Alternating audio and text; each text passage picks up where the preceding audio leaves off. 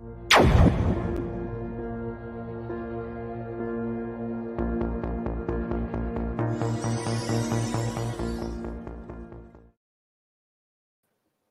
everyone, greetings from Tokyo. My name is Zainuri. Welcome to Productivity Talk. Today we are featuring grand finale, the last session for the year with a special lineup of speakers. But before that, let me share the highlights from our Productivity Talk series in 2020. Resource is not a problem. The problem is proper management and maximization of your resources. Look at it again, look fresh at things. I'm sure you'll find opportunities to also do well in this moving forward. Survive first, do well later. Yeah, Kaizen is from Japan. Even Huawei also learned from Japan about Kaizen. Improvement. That's why. The days where the companies are evaluated by size, by resources is over. You have to have innovation activities and the innovation management system because content of SDGs requires a very non-linear thinking and behavior to achieve.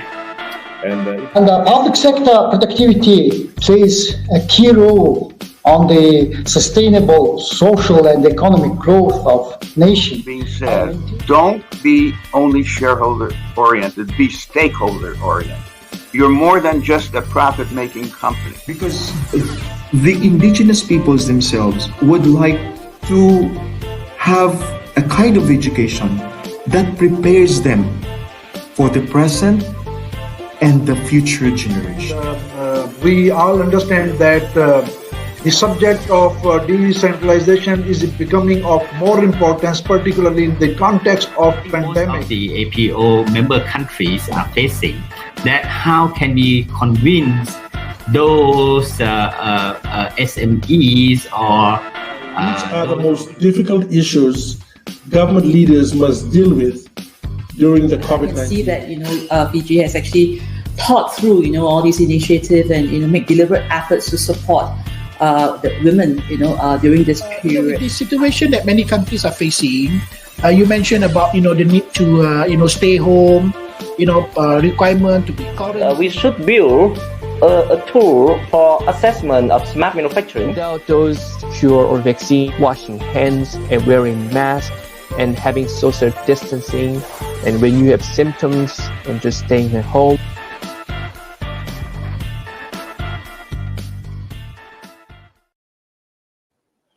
We started in April this year, and today is the last session of the year.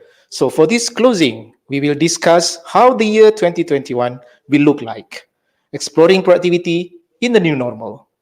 So the three speakers will share their views, accompanied by APO Secretary General Dr. AKP Mochtan. And today is a very special day. We have a special anchor, a seasoned journalist and president, Antara News Agency Indonesia, Mr. Meidyatama. I welcome Pak Meidyatama. And welcome to all speakers as well. Mr. Meidyatama, I hand over the floor to you. Over to you, Pak Meidyatama. Thank you. Thank you. Good afternoon, good morning to everyone in Asia and throughout the world who is watching today. First of all, let me again introduce myself. My name is Meidyatama Suryodiningrat. I am the President Director of the Antara News Agency in Indonesia. First of all, my commendations to the APO for their initiative in engaging industry leaders throughout the region in helping overcome us all throughout this very difficult time. Definitely 2020 has been a very unique year, not just as a year, but for all humankind. It is a pandemic, it is a crisis of global proportions which none of us have ever gone through before. And today, fortunately, we are gathered to have three very capable speakers to engage us and probably tell us the lessons learned of 2020 and probably potentially the predictions and what to do for 2021. So let us go ahead for this session. All the speakers will be given about 7 to 10 minutes to engage and present what their experiences are in their respective fields, and then it will be continued through a Q&A later on. So to go into straightforward, let me call on the first speaker for today is Pak Imtiaz Raska, chairman of the Raska Group in Pakistan. So, Pak Raska, the time is yours. Thank you very much, gentlemen and ladies, and greetings from Islamabad. The weather is very crisp and good here, sunny winter. And as like everybody else, we are passing through unusual circumstances of the pandemic. And business is really, it is taking us into different circumstances all the time. And but I would like to basically really addressing the SMEs who are really affected, the small micro businesses and the SMEs, because they are the worst affected. And but the thing to see is that, you know, every crisis leads to an opportunity. I have been in business about 53 years now, and we have seen a lot of ups and downs. But I have seen that if you manage to survive one crisis, then that you are poised for the next opportunity. So for everybody in business, I think, and other people, it's time to press the reset button. And the first thing to do is to start looking out at your resources, reaching out to your community. You can discuss your needs, other people's needs, gain empathy with your surroundings and with the people surrounding you, and also by helping other people.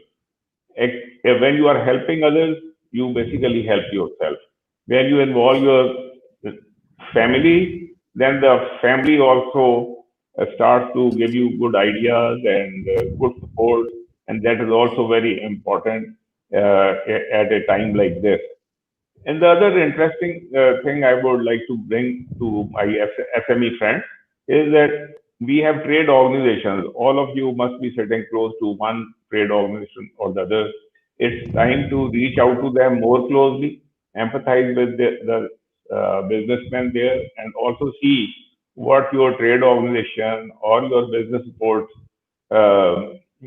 organization is doing under these circumstances. And very often they are already working together with the local government and with the federal government to ameliorate what is the current situation. So it's best to get to know what are the pandemic related measures which your government is taking, and somewhere there may be an opportunity for you to gain some help or assistance or some new ideas or some new kind of training. The other thing is to reach out to customers. This is a time when we are not traveling, we are not wasting time on roads, and it's a time to phone or go through social media and to go to customers. People who are pleased with you, ask them for referrals to more customers, and that can lead to some business. And the other thing is to reach out and see what are your cost drivers. Whatever business you are, then you must see what are your cost drivers, and those cost drivers must be scrutinized very well, and the business model may need to be changed. There are always such crisis can show you certain paths which you have never seen before, and very often it happens that enterprising businessmen, they come out of a crisis in a much better way, because circumstances force them to revisit their whole business plan, their whole cost system, and their whole supply chain. So all these things, when you start looking at them, and very importantly, to reduce waste in your company. There is wasted time, there is wasted space, there are processes which are too lengthy. These all needs to be revisited and seen, put on paper, excluded from your daily thing. So that will lead to certain amount of a situation where you can shrink and survive. If you shrink and survive the pandemic, then there is a chance that you will thrive in the future as a more lean and agile company. And that is what in my own business we have been doing. And that is what I would suggest to people in my associations and in my friends and in the audience. And the other interesting thing is that small businesses, they are at times not using the skills which are used very often by the large companies, which is like using remote workers. And using remote workers is by itself another skill. But if you get into that, then you can hire some really good talent, and that talent can lead you to a profitable business by creating more features. And when I'm talking about new skills, I'm talking about your ability to digitize your business, to go on to e-commerce, then also explore wherever there are possibilities for better banking system through the fintech. Most telephone companies and the governments are going to digital basis. So it's better to go explore that. How can you be paid online? How to sell online? So the other interesting thing is to gain a little bit experience on video marketing. This has become a current tool of the world at this moment, and small businesses can do wonderful by creating their own small videos. And then similarly, like we are using Zoom and StreamYard and many other facilitations. A lot of these services are free, and they can increase the reach of a small business to a global level. So the opportunity at times for a small company sitting confined in their own small hometown, that can be multiplied to a global level through these measures. So another interesting thing I would like to bring to everybody's notice is that you must look at your business and what are the profitable segments. Keep only the profitable segments and let go of whatever else which is going to take your energy. So concentrate on the best profit opportunities and try to do it through a social media strategy. If you have a certain thought, maybe you can get to friends or to some consultant or somebody who can make a good social media strategy for you. One of the things which I have practiced throughout my life, I started life without any funds, it was guerrilla marketing. And guerrilla marketing is the best tool of a small business. And when we are finished with this session on Facebook, I will on our Facebook page, I will paste a link where people can go and download an article on tips for guerrilla marketing, because it is low cost marketing for the small business and where they can make good profit. Another small tip is to collaborate and not to compete, because when you compete, you are competing, reducing prices, increasing your expenses. So best thing is to collaborate, see who you can collaborate with and what are the features of that collaboration. That makes much more sense than going into a price war with your other competitors and getting into a problem with your finances. And finally, I would say it's the power of prayer. Whichever religion you are in, the prayer is always very helpful in reframing your mind in more serene thoughts and adjusting with the new situation. Something. And so far as the government is concerned, I would like to leave some tips for government as well as for the BSOs. So the best thing the government can do is to give cheap credit. Expensive, high interest credit will not help anybody. But if the businesses survive through cheap government credit, which is done very easily, which is less of bureaucratic hurdle, then that credit can do wonders in the short run and keep people, help them to survive. And then they can, as they survive and they go on to the next phase, then they are good taxpayers and they will make up for whatever help the government gave them. Similarly, for the BSOs, the chambers and the associations and other support organizations, I would say tips of this kind should be converted into regional languages, and the small businessman should be mentored, and there should be stories told to him by the local BSOs, and they should be mentored. So these are some of the things which. I apologize. One more minute, sir, please. Yes, I am. Thank you very much. I am very delighted to be given this opportunity to share my thoughts with everybody. And thank you very much, APO, for bringing me on the line. And I hope that this would be helpful to my other brothers and sisters in the small businesses in all our region. Thank you very much. Okay. Thank you very much, Pak Raska. Just as a quick follow-up to what you said, I was very interested in how you said that SMEs need to change their business model.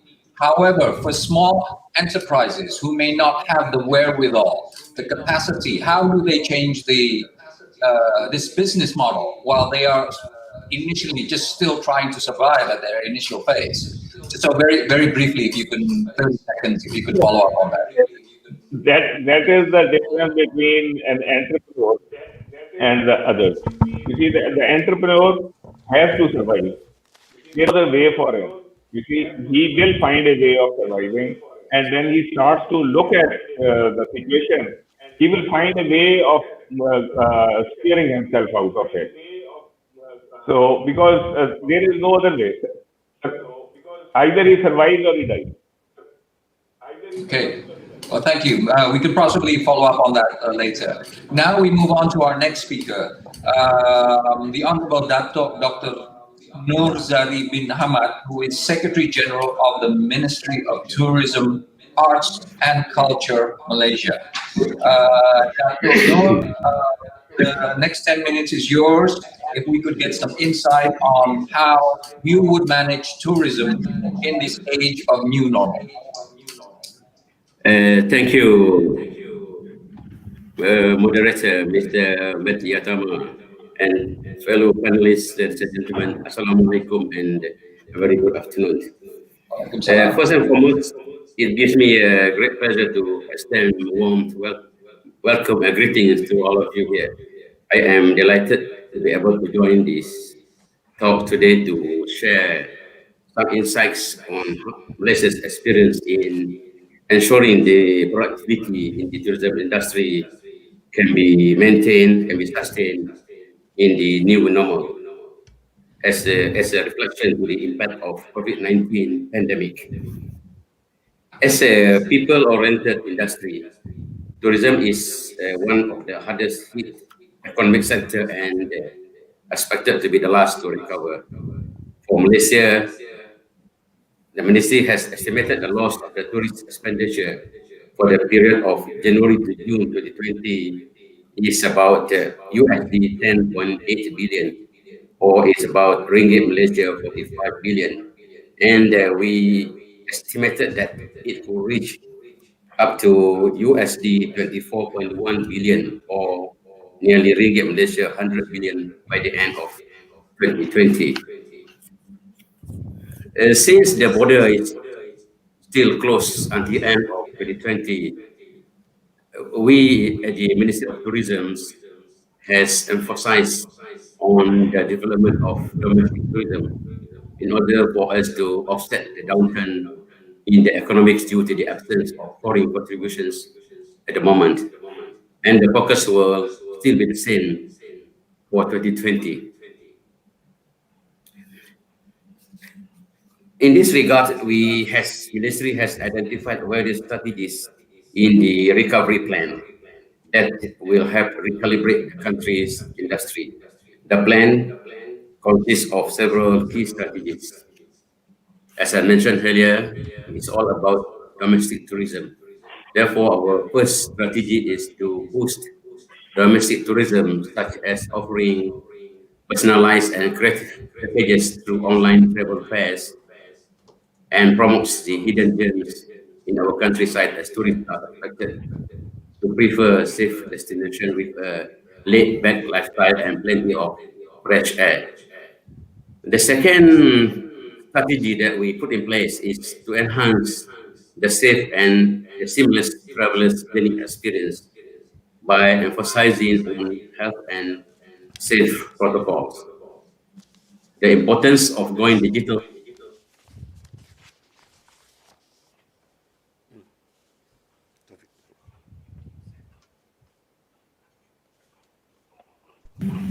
I think, can you hear me? Yes, we can hear you. We can hear you. Yes, we can hear you fine, Dato. But you now freeze.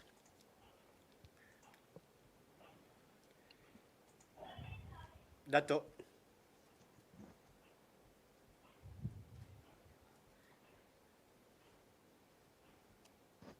Dimas, maybe we take over.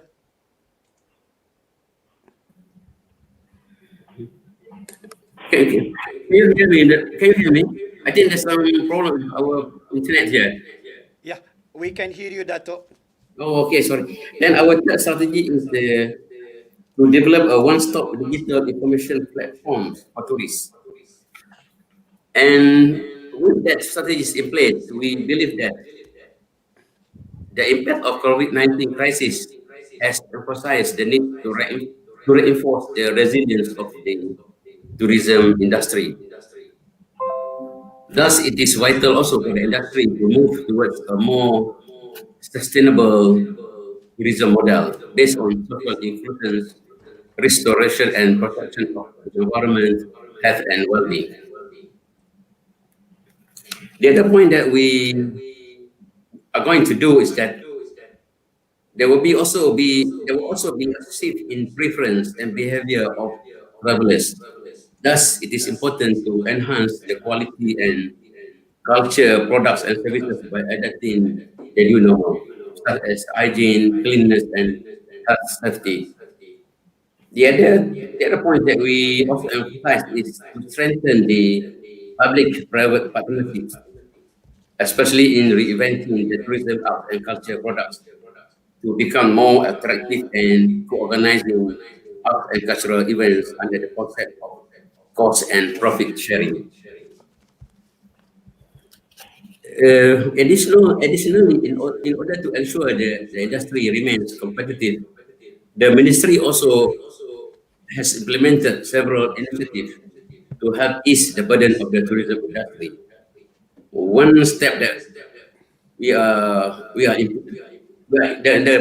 one of the initiatives that are in place now is that we are trying to utilize the technology and innovations in marketing and promotion of tourism, arts and culture related products and services through digital platforms. We are also organizing the domestic tourism wives online courses for licensed tour guides. And we are also conducting Meet in Malaysia campaign, which runs until December 2021, to help and support the MICE industry players to plan and prepare for future international and local businesses events to be organized in the country. Ladies and gentlemen, we also established the tourism recovery plan, which main focus is to help the industry to boost the economy for the benefit of people and industry players. With the cooperation and commitments of all parties, the stakeholders, especially the industry players. We hope that the impact of COVID-19 pandemic to the tourism industry can be minimized as much as possible. We believe that through several initiatives, for example, exclusive discounts on tours and holiday packages in conjunction with the Cuti Malaysia campaign or Let's Holiday in Malaysia, we do hope that the people of Malaysia will travel within the country. I think these are the strategies, and in fact, from these few initiatives, it shows quite a positive impacts, and we do hope that the industry can come back to the normal as soon as possible, because people are what we call it, are waiting to travel from one place to another place. Thank you very much. Thank you very much, Mr. Chairman. I think that's all from Lester on how we are trying to ensure that the productivity in the tourism industry will still continues, even though in the new normal as now. Thank you very much. Assalamualaikum warahmatullahi wabarakatuh. Waalaikumsalam.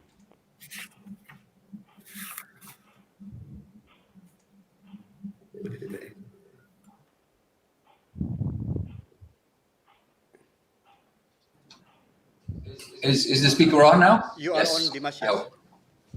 Okay. If I could have a follow-up question to your very insightful presentation. You mentioned at the very first top of your presentation is that focusing on domestic tourism, in which many countries are basically asking their peoples, their citizens to rediscover their own country. That is basically domestic tourism. However, how have you looked at tourism, which is basically cross-border, land border? For example, Malaysia and Singapore are very close. It's just a drive over. For countries such as those, is there any potential for increased tourism in that respect? For what we call it here, the travel bubble here, we had what we call understanding with Singapore. We allow the movement of people from Singapore to Malaysia, but on business purposes only, not for the masses. We allow that for the time being. I mean that they enter Malaysia, they can be in Malaysia for very specific reasons. For business purposes, they are allowed to do that at the moment. I think that's a good start for what we call it until we'll can open the border 100%. That's what we are doing now. Reciprocal green protocol or something like that. We are doing with Singapore at the moment. So we are ready. Actually, we are ready to work with our neighbors. For example, Brunei and Thailand to go on very specific travel purposes. For example, if there are a green area in our neighboring countries, we are willing to open to green area in Malaysia for a very specific. For example, they come here for scuba, they come here for golfing, for sports, tourism, something that we are willing to do that. But as I think we agree that in order to do this, we need an agreement from both countries. That's the most important part. And I think Malaysian government is negotiating on this with our neighboring countries. Thank you. Okay. Again, as a follow-up for this lesson of domestic tourism, obviously the standard cost is going to be different from foreign tourists to domestic tourists. Now, is the government then intervening to help subsidize, the differences in costs? Obviously, the average spending of domestic tourists is going to be different from foreign tourists on average. Now, how do you overcome this sort of very different business model?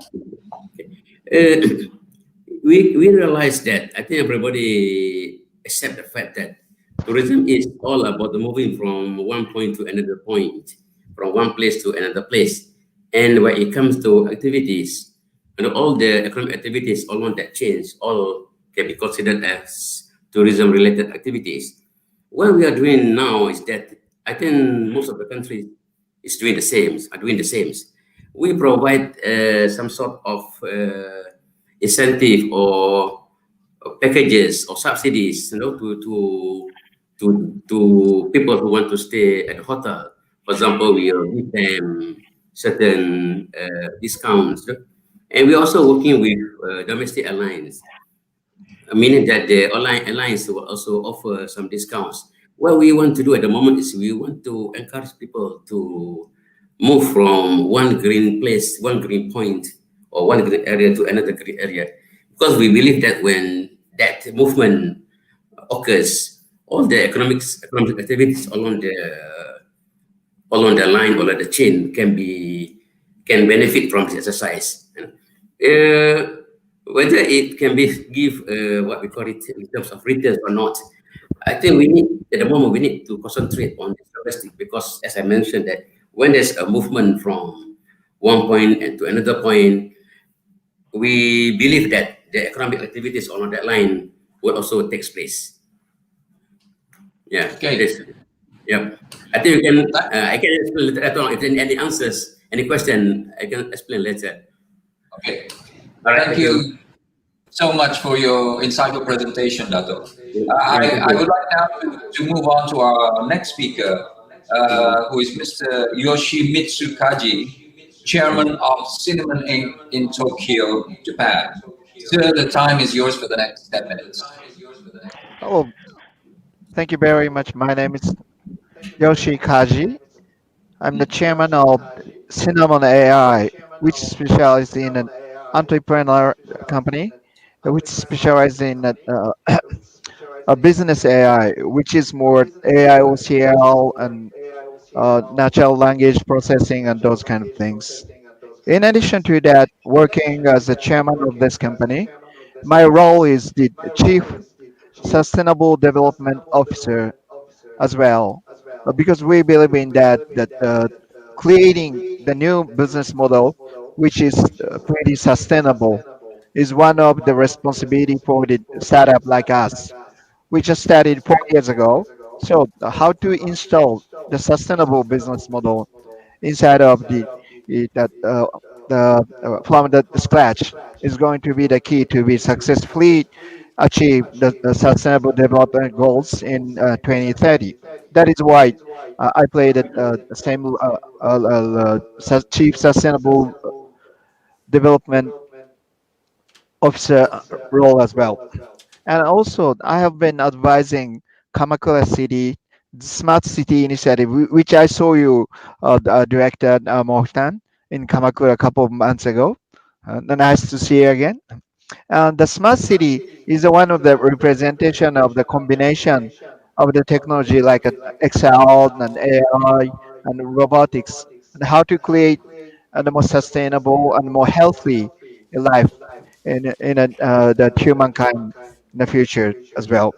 So I have a couple of the laws at the same time, and I'd like to present my observation and share with you all right now. What I was asking was defining the reshaping work style. Actually, what is happening right now in Japan is that kind of back and forces between accelerations of business and slowing down the business to protect the human the lives as well. So there's always the high level of the tension between acceleration and slowing down right now.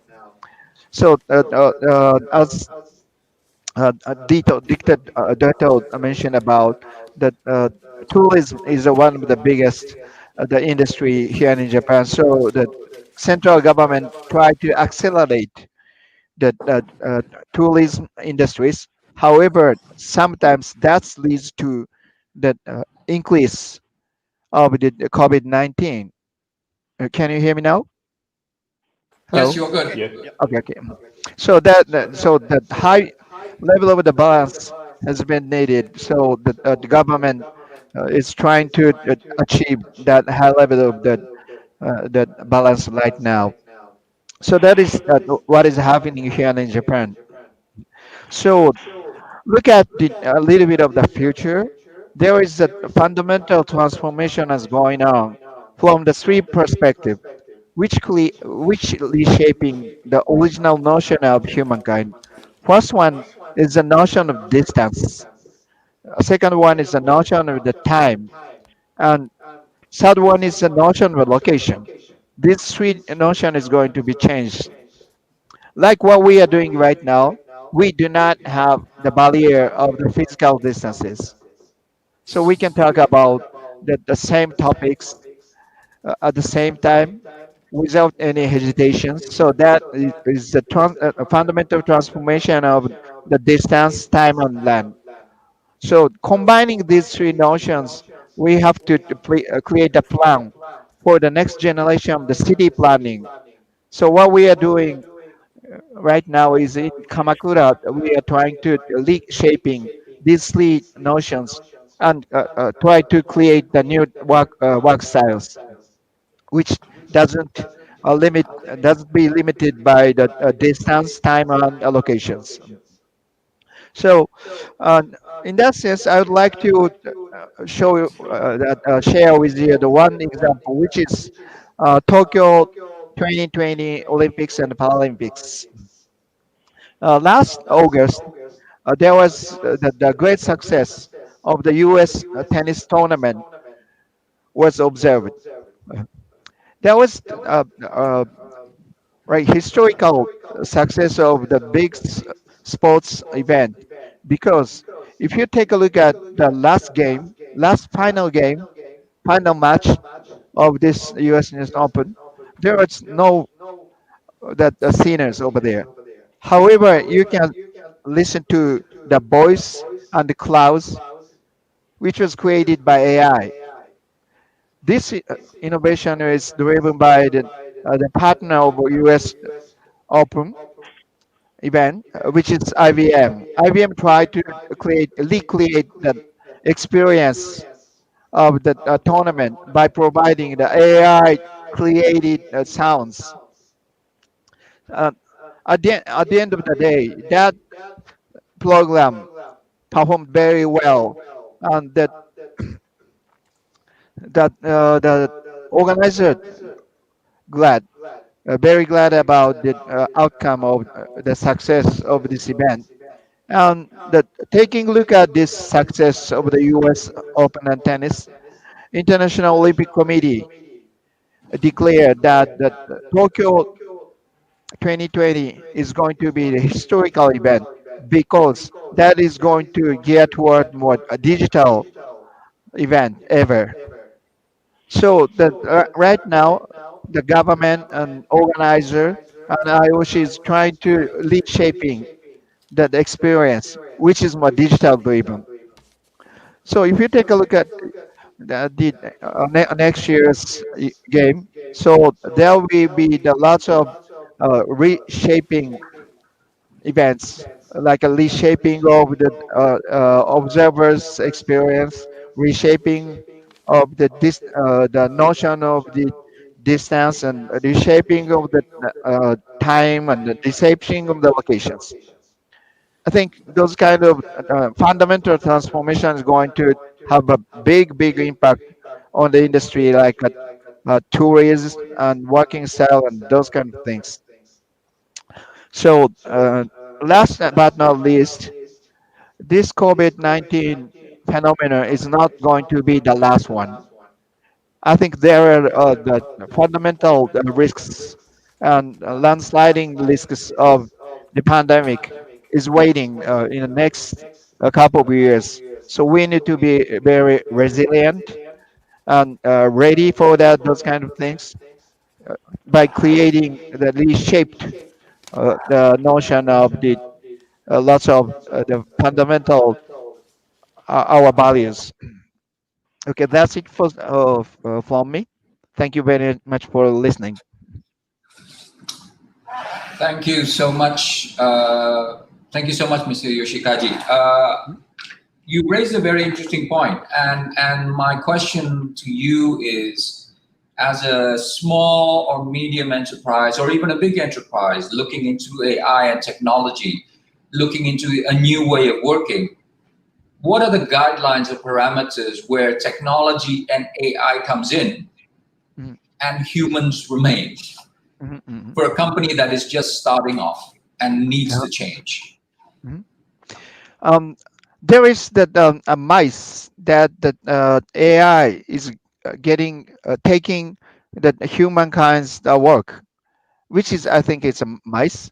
There is a notion between what the only machine can do and only human can do. In between, there is that a section called missing missing middle, because we did not discuss enough about that newly created word between AI centric work and human centric work, which we call it missing middle because we haven't talked about yet.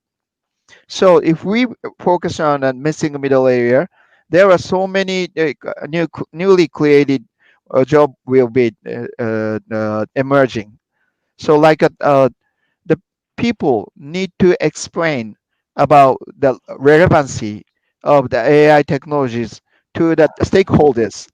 That is the called explainer laws. And also, if AI, robotics, those kind of machine is going to be out of orders, you have to fix it. So that law is going to be called maintainers. So those kind of new work is started to emerge already. So if you take a look at the area in the missing middle between AI centric work and human centric work, so you will be able to see that increase of this kind of newly created jobs. So that should be the parameter because we need to create the new jobs. Also, we need to increase the productivity as well. So after that transformation, that human only work is going to be more focused on the creations and harmonizations and leading and empathy and those kind of things, which is more human only that initiatives. So you will be able to have a use your time more efficiently for the creations and leading people and harmonizations and those kind of things. Okay, great. Thank you very much, sir. Last but not least, obviously, we will be going now to our main host of this program, the Secretary General of the Agent Productivity Organization, Bapak AKP Mochtan. Sir, the time is yours for the next 10 minutes. Thank you very much, Pak Dimas. And let me first greet the viewers. Thank you for joining this session. And I would like also to convey my thanks and appreciations to the speakers, the fellow speakers, Mr. Askar, Dato' Nur, Kaji-san. Thank you so much. And Dimas, let me touch upon the theme or the topic, and that is new normal productivity and what is the outlook in 2021. I'd like to start by the philosophical foundation of productivity, and that is tomorrow will be better than today. So this will, if we apply it into 2021, we are hoping that 2021 will be better than 2020. And underlying this is actually improvement, continuous improvement. 2020 has been difficult. It's a very uncertain, it is full of uncertainties. And what we see here, what happened in 2020, what I see is a drop in activity. And the drop in the activity, that means also because of the containment, because of the restrictions, then it led to the loss of job. Or it led to reduced work hours. And that means actually less input. Productivity is about input and output. Now that we have this less input, how do we produce the same? So that is one challenge. But the situation is broader than that. What we are seeing is actually not really the core of the productivity, but it is, as Imtiaz mentioned earlier, it is surviving. So 2020, there were two key activities: surviving and navigating the uncertainties. That was the keywords for 2020. Now, how do I look 2021, and how will productivity look at this supposedly new normal? I would say that 2021 will be still full of uncertainties, but then we will have also hope and cautious optimism. The news that the vaccines is coming, that is a hopeful sign that the worst is over or behind us. And also, almost a year under the pandemic, then actually we have also learned a lot. At the beginning, we were lost. We felt helpless. But by now, we gained the knowledge, how we can approach. Yeah? And here, the key words for the 2021, I would say, will be adaptability and grow and accelerate. We adapt. It is happening already. It happened, like this work from home, the new business style, the new work style. And then the question is, what kind of, how can work from home can be productive? How do we measure? How do we ensure that the new businesses, like delivery through virtual, will be also continue to be productive? What will be the new set of skills required? And this will be the business of productivity. And when we talk about this adaptability, I think Kaji-san has mentioned also under the AI that digitalization. Digitalization is no longer an option. It is a necessity. And what happened to those that with the analog entities or companies? This is actually a chance to close the digital gap. We will see that the most of the restrictions will continue for some time, although, as I said, it's cautiously optimistic. But the adaptability is very important.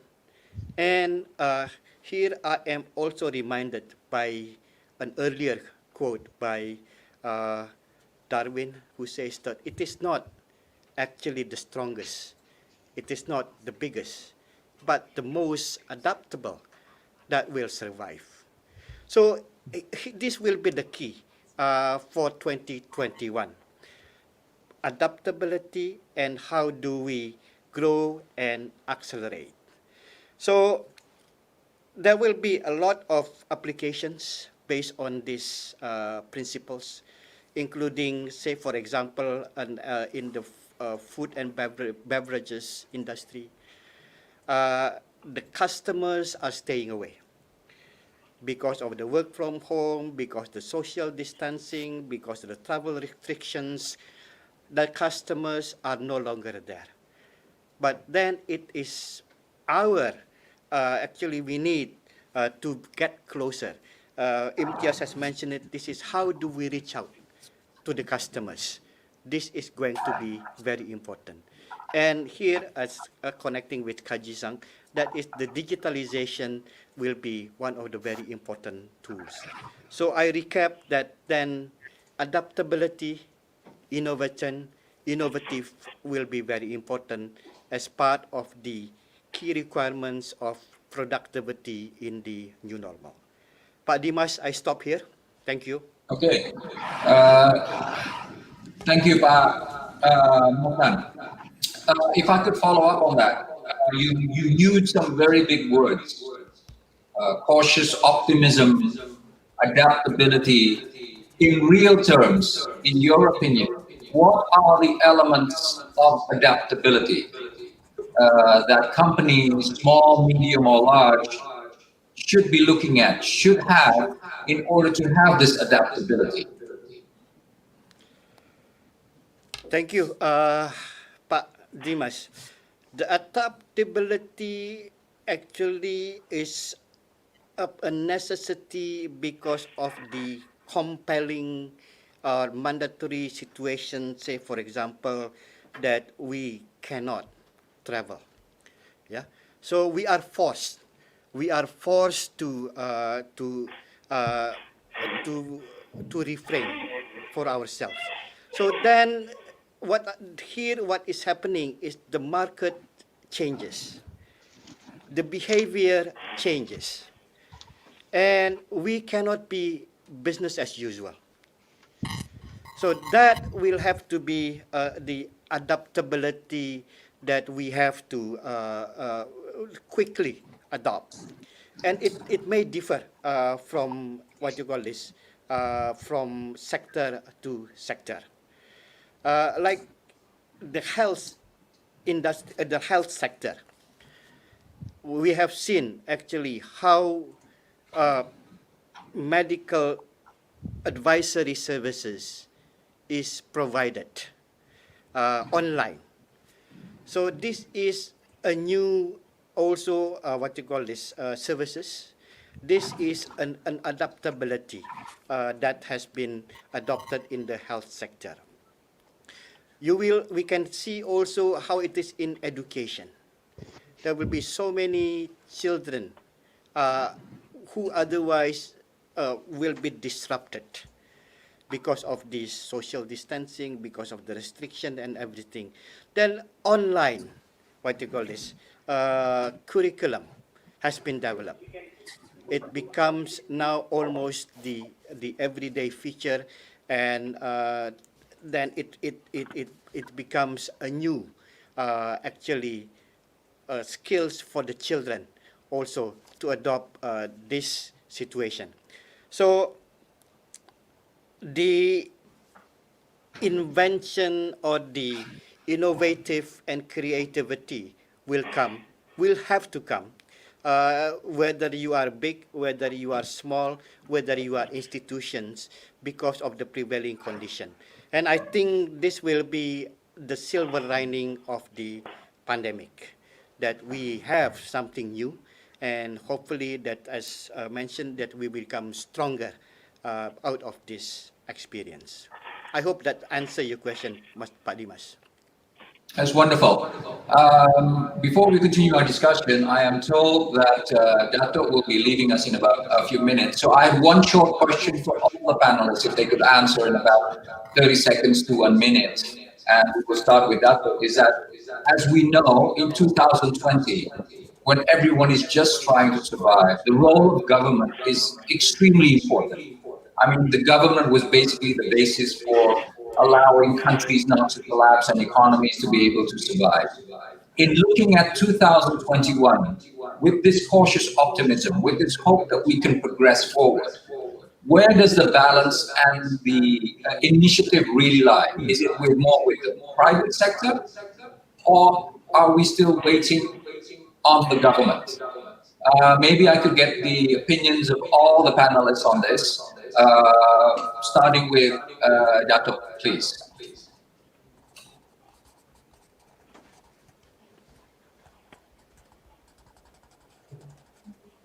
Thank you again for the question. As I mentioned, one of the strategies in ensuring that the productivity of this sector remains, we we emphasize that there's a need for private sector and the public sector to work side by side to strengthen the public-private partnerships, especially in the reinventing the tourism and culture products. I believe that what the speaker mentioned, that the philosophy of productivity is very important here. Tomorrow will be better than today. That's what we believe that. That's what we believe. The prospect of tourism industry is always there. Once the situation back to normal, I strongly believe that the people will travel again. This will boost the industry. And that's why at this point of time, we encourage the private sector to be more productive, to become more productive, more innovative. For example, in coming out or in organizing arts and cultural events, they have to what we call they have to keep on by innovating the products. And what the government thinks is that we will provide the infrastructure here. Say, for example, we will provide what we call financial support or any assistance for the private sector to what we call it, to take part in strengthening the industry. We cannot deny that. We cannot deny that the public private sector must work together in this like this. We cannot leave just for the public sector to handle this situation. The private also must come in and play their role. I think that's what we are doing now. We are encouraging and all the private sectors who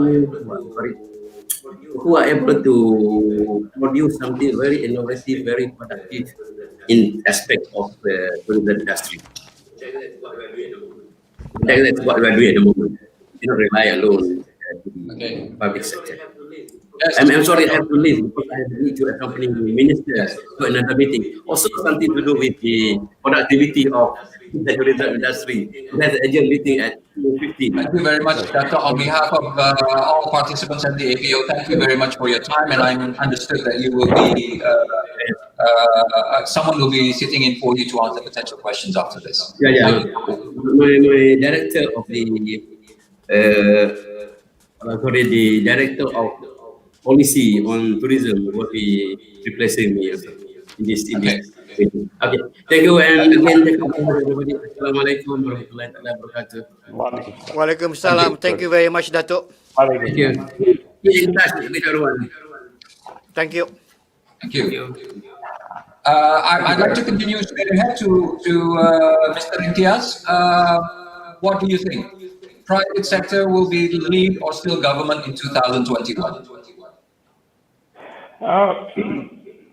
Actually, it has to be the private sector because it's the private sector which is in business, and that is where the talent for lies, for business, and they will always find new ways of doing things.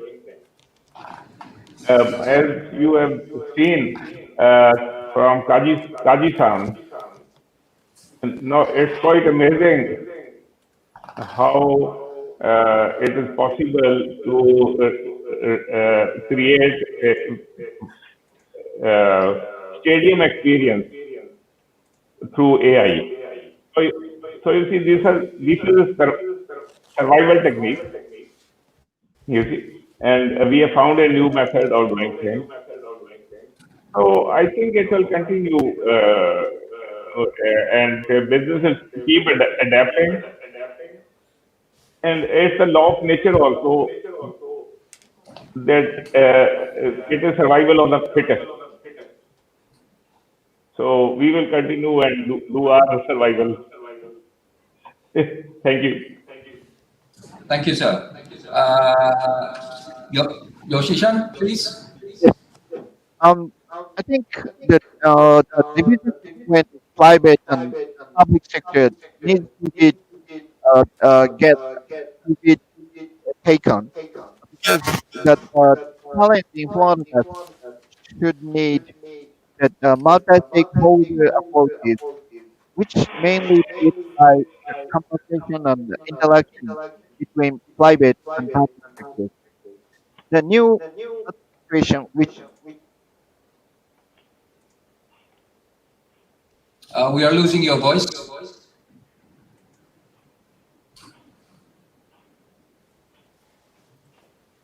No, we still cannot hear you, I think.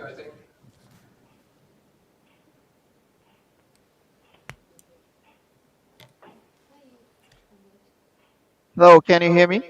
Okay, now it's good. Oh, sorry. So the new administration, Prime Minister led by Minister Prime Minister Suga is very keen to inviting the private sector people into the agencies, like a digital agency. So now the new government is trying to create the digital agency within a couple of months, and one third of them is going to employed from the private sector. So that is one of the approach we have to take. Hold the approaches. And in addition to that, this is vertical divisions between private and public sector. In addition to that, we have to break the horizontal divisions between central government and municipalities and city and villages as well. So by talking to that another the hierarchies of the operations, that the municipalities will be able to work more efficiently, in addition to the cities and villages and towns as well. So that interaction, conversation, and cross-border the alliance is going to be needed in horizontally as well as vertically. Okay, thank you. Pak Mochtan, what are the analysis and recommendations from APO, Government Private 2021? Thank you, Pak Dimas. The government will continue to have key roles, as we have seen in the beginning of the pandemic. The role of giving life support in the form of stimulus. That was a very important, because that the health crisis was also actually an economic crisis. So once, for those who have lockdown, then it was actually very important for the government to assist with policies, in fact with cash. And another important area where the government will have to continue is on the public services. So it is a must, and it is the government we will expect to continue its role. But at the same time, it is also the private sector's role to give us inspiring lessons. I see that the private sector is the key, or the place where we can see creativity, where we see innovations. And here, what I mentioned earlier about adaptability. Adaptability actually is shown by the private sector. The ministry will always be there.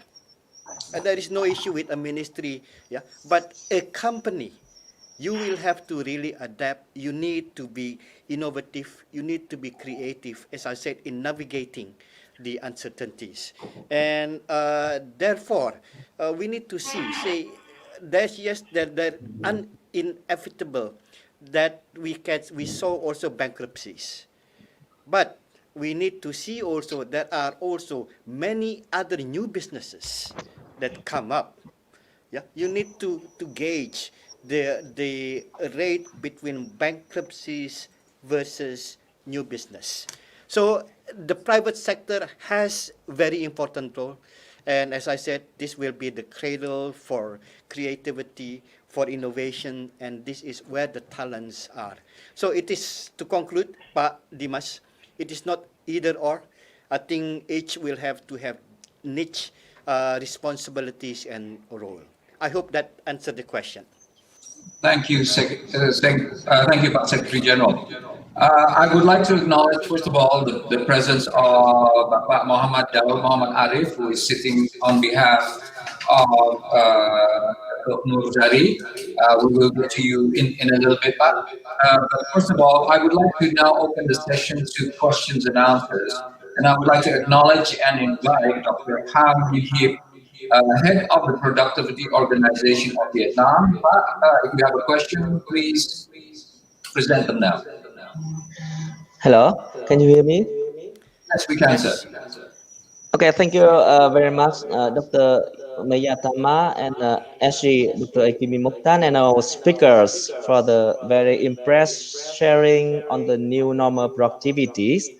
Yes, we can see the big challenges for SMEs, especially the SME in tourism industry. So, you know, in Vietnam, we have chance to promote domestic tourism by reducing the prices of air tickets, hotel, and so on. Also giving many promotion schemes. But for a long time, it still have had problem to solve. So I have the question to panelists from Malaysia and Pakistan.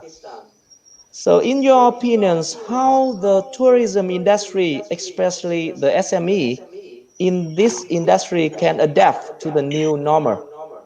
Thank you very much. So, thank you. Pak Muhammad Daud, you sit down 1 minute and immediately you have a question ahead of you. Sure. So I would like to answer the question first. Okay, thank you so much, our representative from Vietnam. Good question. Well, as you know, the environment or the situation of the tourism industry, especially in Malaysia, I would say about 90% of them are MSMEs at the moment. So the focus is very much on them. How do they adapt? This is, I think that the topic has been covered also by just now.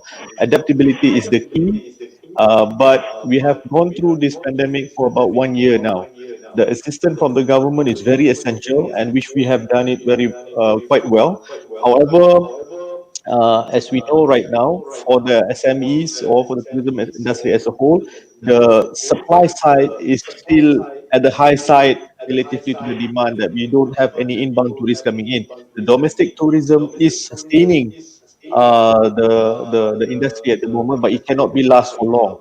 So with this current situation, the adaptability key is really important. What the government is doing is, of course, we are assisting them in trying to reskill them. There are several ways that we are trying to look into this particular matter. For one, if I can share, is asking them to move into a new normal whereby try to do more online engagement, online sales of, I would say, craft and arts and culture, and even food and beverages also. We try to ask them to venture into online system.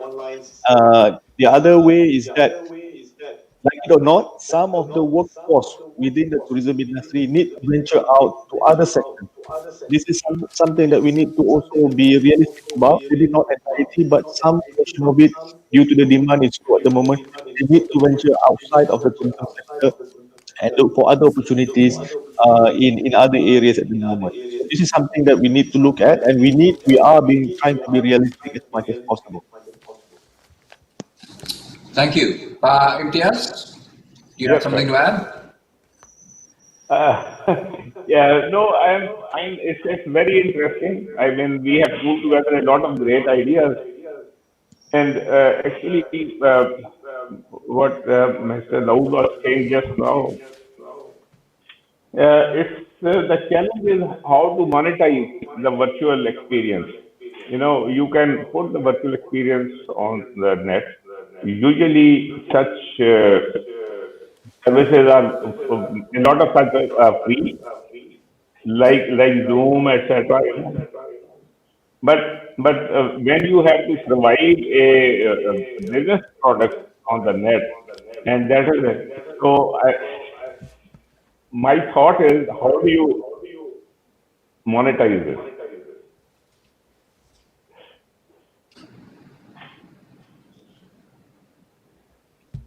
Thank you. Thank you. Okay. Well, I think, Dr. Hiep, what you asked, like many questions in this era of pandemic, are questions that have no answers, but questions that need to be asked because what we are doing is trying to find a discussion. So, because this is all new to not just us, but to all humankind. So it's a very worthy question. Thank you so much, Dr. Hiep. Okay, thank you very I would much. like now to acknowledge and bring forward Mr. Anthony Kalau Jr., who is President of the Development Academy of the Philippines. So, please, sir, the Zoom screen is yours for your question. Thank you very much. By the way, I am no longer the president. I retired from government. I'm now in the private sector. My question is to our Japanese uh, speaker, Mr. Kaji, and to SG AKP Mochtan. For Mr. Kaji, you mentioned three notions: distance, time, and location. Uh, in the reshaping of the work style, we have here two extreme um, lines. No? The first line is for the blue collar jobs, which basically a face to face work style because it's an assembly line type. Okay. On the other hand, you have the white collar jobs, which can and be more productive in using digital and virtual and online technology. Now, both the redesigning of the physical space, the factory, and the investments in IT would need investment in terms of infrastructure development and in terms of the changes in additional knowledge, attitudes, and skills on the part of the people affected. My question is, how do you have a balance of these two extremes, the physical face-to-face and the virtual and digital, in terms of promoting industrial productivity, agricultural productivity, and even green productivity, as well as public sector productivity? That's for Mr. Kaji. For Dr. Mokhtan, my question is, how will APO respond to this challenge of, of creating an atmosphere of innovation and creativity to have more growth and more productivity and growth in the midst of this new normal adaptation? Wonderful. I think the first question is an extremely difficult question, and I am glad that our friend Yoshi Kaji is the one that has to answer it. So please. Thank you, friends from the Philippines. That is the question we are challenging right now. The one approach we are taking right now is to find the proportion between the re- requirement of face-to-face job and the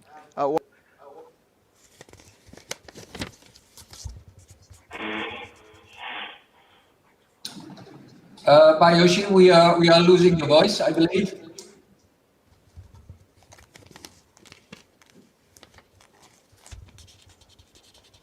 Hello, can you hear me? Hello. Yes. Okay. Now it's good. Sorry about that. So that is the biggest question, biggest challenge we are facing right now. The first approach we have to take is to analyze the proportion between face-to-face job and the white collar jobs, so to speak, as you pointed out. So to find out that proportion is the first thing. Then that is going to that planning of the transformation to the digital population is going to be start from that. And according to your point, I think that the proportion is is pretty much different between organization and industry.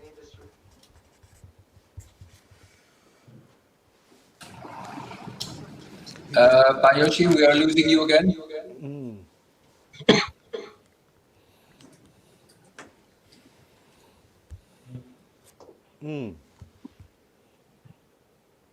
Hello, can you hear me now? Yes. So Yes. sorry about that. So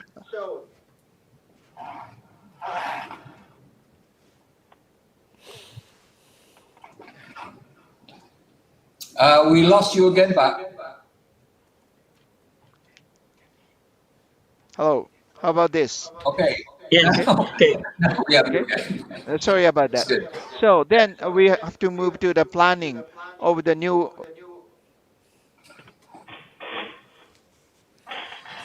Kaji-san, maybe you take off your speaker and mic. Just speak directly with the computer microphone. Unmute. Can you hear me? Now Yes. we can hear you. Yes. You can hear me right now. Yes. Okay. So that after defining, can you hear me? Yes, sir. Can you hear me? So after defining the proportion between face-to-face and the white collar jobs, you will start planning of the blueprint of the new shifted work definitions. So that is going to be needed. That is going to be different from industry and industry, and uh, and in addition to that, that importance of the face-to-face area is going to be getting back. That's what we're observing right now. So some of the organization already started to increase the proportion of the face-to-face proportions, because that's lacking of the face-to-face communication is going to have the negative impact to the creating the corporate cultures, interactions between the stakeholders. So I think it's like a back and forth is going to happen. However, at the end of the day, after 12 months from now, which is after the blockchain is going to be standardized, that the fine line is going to be determined anyway. Sorry about the inconvenience. That's it from me. Thank you, sir. And the next question is to Pak Mochtan. I think it's not just how does the APO create this atmosphere of creativity and innovation, but how do we all create, in your recommendation, this atmosphere of creativity and innovation? Thank you, Dimas, and thank you very much, Tony. Pleasure to see you again, sir. Yes, creating environment for innovation and creativity. I think what we are having now at this moment is actually a very conducive environment that gives you creativity. It unleash your creativity and innovative mindset. But I think that is the point is how do we make it into policies? So here is actually we are talking about regulatory as well. Yeah, what will be the appropriate regulatory systems that will encourage innovations? Some of our member countries like for example Taiwan, Republic of China is actually a very advanced. Malaysia is in fact very advanced also about this regulatory. But the point is also that we need to embrace those what you call this, make it inclusive, make this broad base. So these are some of the what you call this, the elements that it has to be. There has to be the appropriate regulatory environment. It will have to be inclusive. And to me, I would say that this, although we are having such difficulty, constraints, and limitation, this is actually an opportunity where our creativity, our innovative mindset is actually being challenged. So I hope I answer your question, Tony. Yes, yes. Okay. So thank you so much, Pak, for your question. I now have the honor of reading out a question from the audience to all the panelists. And the first question that I would like to ask is from Pak Bilek Sagaan from Mongolia, NPO. With technology and virtual technology and connectivity the way forward during this COVID for SMEs and other enterprises. But as we know, technology is expensive, it's costly, and often the acceptability, the mindset to accept technology into this new area of work is very limited. What would be a good way, in your opinions, to resolve this? How do you introduce this to often a company which is not used to such technology, not used to such ways of working, and to employees who may fear that their job security is threatened by this new technology? Maybe we could answer from, first of all, the technology expert to answer first to all these questions. Yoshi, please. I think the technology is. Can you hear me? Yes. So technology is just a tool to create the happier life of the humankind. So how to position that technology as that supporter of the human life is going to be the one and the only key to be the technology is going to be prosperous. So we need to be always focusing on the ideas, how to fix, how to position the technology as a supporter of the humankind. Pak Imtiaz? Yes, sir. Actually, from the small business perspective, the technology is not expensive. Because I remember 50 years ago when I was in business, communication was a problem. There was no internet, resources were difficult. Now all that is at fingertips. Now, for that reason, people can set up an internet shop, and that they are already ready-made. Then younger people are coming out from universities, and these people are very well equipped, and they are agile in the mind, where they can be used with. They are not expensive people, and they can always be brought into the mainstream. Any small business can come into the mainstream by using these smaller tools of technology, like online, online shops, virtual seminars, using databases.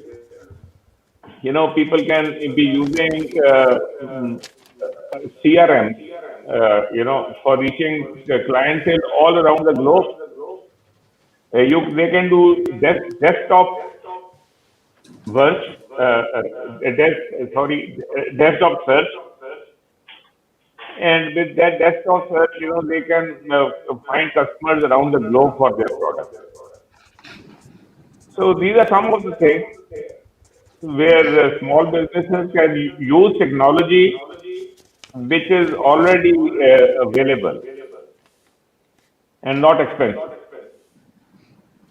Thank you. Thank you. Pak Daud, please. Yes, thank you. I'm just going to add on with two very specific questions so that we can learn from this particular instances which Malaysia is particularly right now implementing. For one, I do agree At the moment, technology itself to be on board without developing a whole system is quite relatively not expensive in terms of for SMEs to join in and leverage from it. For example, right now we encourage, we are working very closely with Shopee, which is an online platform, very well famous, and we ask our tourism industry players who wants to put their product onto this particular platform, and government is subsidizing for their presence to be online. So that's one area where we can reduce the cost for those SMEs to join in this online marketing and online platform. We don't encourage them to develop their own platform because we know that the cost of marketing and promotion will be very huge and costly. So we leave that to the existing platform, and we subsidize our existing entrepreneurs to be on this platform. That's one. Number two, Malaysia has also introduced more than 250 billion US dollar worth of fund for SMEs in the tourism industry, specifically to transform their business and adapt to the new normal and adapt to the new technology as well. So this fund is at very low interest rate, and it also had a minimum of 6 months moratorium for repayment. So this also will encourage and reduce the cost for MSMEs and join this particular bandwagon and try to move towards the new normal. So these are the two examples that I can share. Okay, good. Pak Mochtan, please. Thank you. Yes, thank you, Bat Bilek, and thank you, Dimas. Technology, yes, it can be expensive, but also there are those technology that are less expensive. The question is we need to differentiate between the technology that we must have, or also a technology that will be nice to have. So we need to be clear with our need. A 3D printer, for example, that is not cheap, but is that a must-have, or is it a nice to have? So that comes back to us again. And talking about acceptability. Now, let's take these applications in handphones. There are so many now. Everyone practically will have a handphone, and you have so many choices of the applications. And for that, actually, it is not a matter of the price, but what is useful to you. And I hope that with that, it answers your question, Bat Bilek. Thank you so much. Thank you, Pak Mochtan.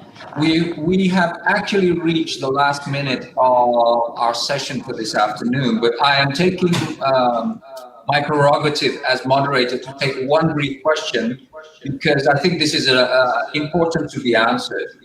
And the question comes from Malaysia, from Mahlok. And the question is, now that we have all been working for about at least 5-6 months, many of us, many companies mostly working from home, how has this, in the panelists' experience, impacted productivity, effectiveness, but most of all, in relation to customer service and experience? So from your experiences, please, just 1 minute to answer this very key questions, which I think a lot of CEOs and managers are asking themselves. Maybe we can start with Indias this time. Yes, thank you very much. I think this pandemic put my companies into a very stressful condition, and we suddenly quickly learned a lot of skills of working online, and by collaborative work with my team, which were spread over some 10 towns, we were able to achieve certain goals, which would have taken us maybe more than 1 year to do. We did that in 3 months. So there is a good hope to realize. Thank you. Thank you, sir. Pak Daud? Yes, well, in the two contexts. One, from the government side, I mean, the experience of working from home does have its perks, and also the adjustment time is also needed in terms of make us more customized with this new work process. But my personal experience so far, there's nothing that cannot be done through working from home at the moment. The communication is quite well. The internet penetration in Malaysia is quite well. But I would like to focus more on the industry itself. The tourism industry, however, is a people-centric industry. It will not work so long when for people to work either online or provide service online for the longer term. Only for the adjustment period right now, it's okay, but it also can complement what they are doing. But however, the industry itself is people-to-people centered. It's an experience where people go and enjoy rather than just looking at video or through virtual reality and augmented reality. So for the tourism industry, I can safely say that the more people are out there, the more the services provider are out there, the more productive they will become. I think the key word is adaptability, as Pak Mochtan repeatedly said. Okay.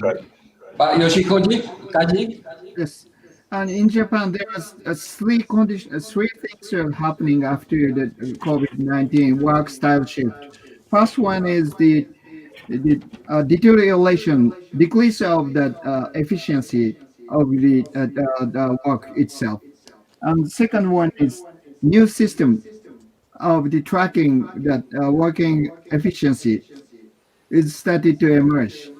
And third one is deterioration of the teamwork or the corporate culture. So these three things are happening right now. So it's just that in Japan it's like a extreme side we went once to introduce the whole that work from home styles, but that is going to be getting back a little bit, and I think it's like a back and forth situation is going to be recirculated for a couple of months, upcoming couple of months. Then we will find a fine line by combining the newly invented track system of the efficiency as well as the right proportion of the interaction of the work from home system. Okay. Thank you very much, sir.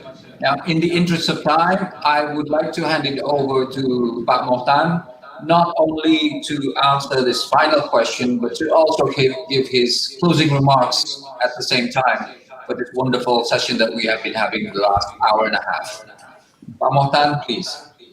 Thank you so much, Pak Dimas, and thank you, Pak Mahalok, for the question.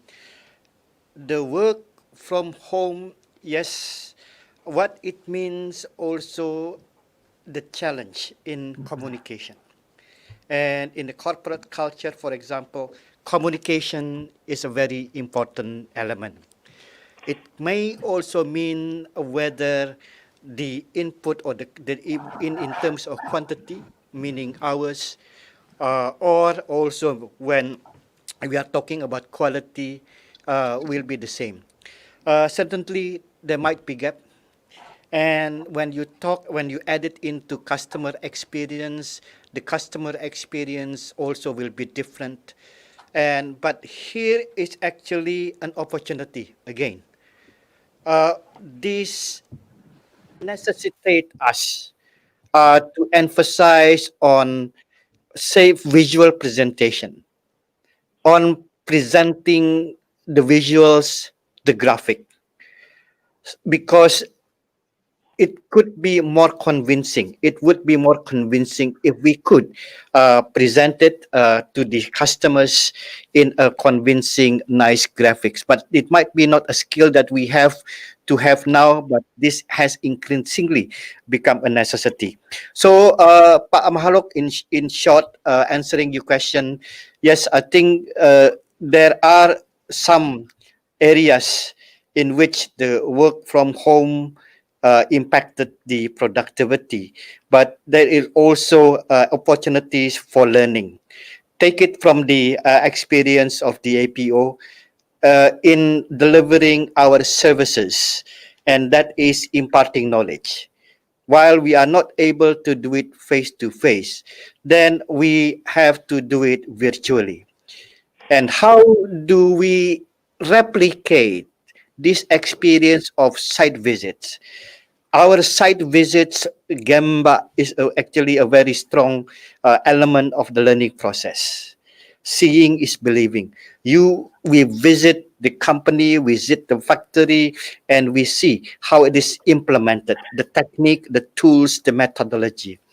And here actually give us a new skill. How do we use virtual reality as what you call this, an alternate to on-site visit to the companies. So in short, yes, we are still actually here adapting, and there would be a lot of challenges, but it's going to be an opportunity as well. So I hope that answer the question to Pak Mahluk. And as for closing, I would come back to what I stated at the beginning. 2021, yes, there will be uncertainties, but at the same time, there are hope and as well as actually aspirations. And here, adaptability will be the key. And we have done that. The question is, can we do more? Can we do more to grow and accelerate? There are sectors that are hit harder than the rest. Likewise for the labor, for the market force, those who just newly graduated, those who are part-time, or those who are working at home, and also especially those in the informal sector, for example. This will be a very difficult time. The large company may have retention policies. They will come back, the workforce will come back when the economy picks up again, when the activity. But here again, we still have to push it. We need to be innovative. We need to be creative. And let me close by saying that productivity is actually continuously improving. We make continuous improving. We adapt, we innovate, we be creative. So on that note, I would like to thank Pak Dimas, especially our moderator, for facilitating the discussions, and Kaji-san. Thank you so much, Kaji-san. A pleasure to meet you again. Imtiaz, thank you for your insights, and Pak Daud, pleasure to having you on board as well. And thank you for the speakers. I mean the Hiep and Kalau, Tony, who has joined us, and others who have also joined this session. I will hand over this session to the MC. Okay. Well, just as a closing note, just as a closing note, we have reached the end of our session this afternoon on the new normal productivity for 2021. First of all, thank you again to all the panelists. If this was a live session, I'm sure you would be getting a standing ovation. So on behalf of myself and the panelists, clapping for you, for everyone. Thank you so much for your time and insights. Thank you also, I think that we must extend to the APO for their initiative in continuing to push us forward further. I do not dare make a conclusion for the talk, but I will say that if 2020 was an age of survival, I'm sure this coming year will be one of optimism. Optimism which is based on adaptability of work, adaptability of business model, and the adoption of new technologies, all of which under the spirit of empathy as we go to hopefully the final phase of this global pandemic. So thank you very much, everyone. It has been an honor to be with you, and I hope to see you live, not just on screen, in the not too distant future. I return to the host and the MC. Thank you. Thank you very much, Pak Dimas. Thank you to all the speakers. It was a lively, a very informative talk. So once again, we will also like to thank all the viewers who have been with us today, and also for the past 8 months since we started this APO Productivity Talk. So we do hope that our Productivity Talk series are very useful, give you the insights, and we will add for more exciting next year. So please continue to watch our video live or recorded in APO YouTube channel. So we wish you a good health, more success in 2021. So with that, please take care of yourself. Thank you very much, and sign off from the Secretariat. Thank you. Thank you. Thank you. Thank you very much. Thank you.